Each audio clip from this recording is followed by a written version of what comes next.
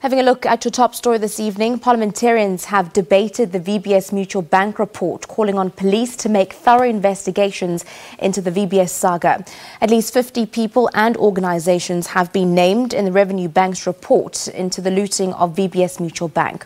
Among them are top ANC provincial leaders and the brother of EFF Deputy President Floyd Shivambu. Money belonging to certain municipalities that invested with the bank went missing after the bank collapsed.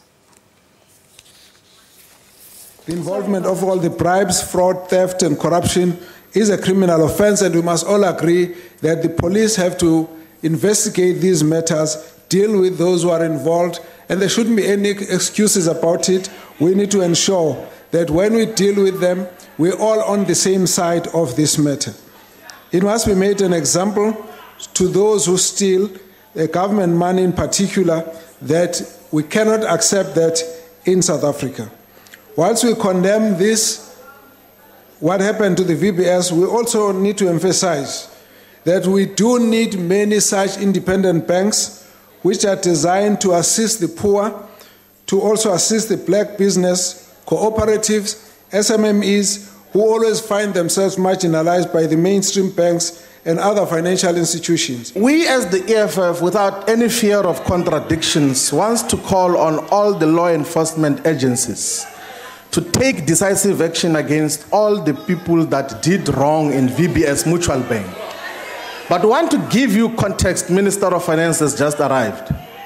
Is that from 2014, National Treasury, the South African Reserve Bank, the Department of Cooperative Governance and Traditional Affairs were aware that municipalities are depositing money in a mutual bank against the law. And because of opportunism, National Treasury didn't do anything about it.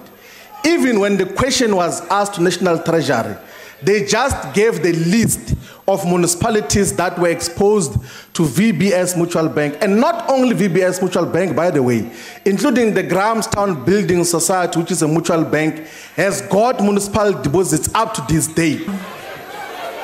94 VBS staff members have been retrenched. But they aren't the guilty parties here. No, the blood-sucking leeches and parasites that have fed off the savings of some of our country's poorest citizens must be held accountable. Chairperson, the VBS heist was blatant in its audacity, but completely unsophisticated in its implementation. It was little more than a giant pyramid scheme which saw some 1.2 billion rand of municipal funds disappear, never to be seen again. The consequences of this heist have been dire. The curator of VBS has indicated that it is unlikely that municipalities will get their deposits back. He initially suggested that they might get 10 cents in the rand. It now appears that this was optimistic and they are unlikely to get anything at all. The VBS great heist looters have made their pick on which to destroy, on which bank to destroy, and of course now they must pay. That payment is jail time. Every single cent must be recovered and paid back to the thousands of poor people who have been robbed. The people who stole the money must simply go to jail. It is theft and they must be punished. Honorable House Chairperson, it would be an opportune moment for the President of the country to establish a national task team to assess the banking practices of all banks, particularly on issues of adherence to regulations, and to determine the extent of collusion and corruption amongst banks, so that we may be able to trace the money trail. Where did the money go after it left VBS?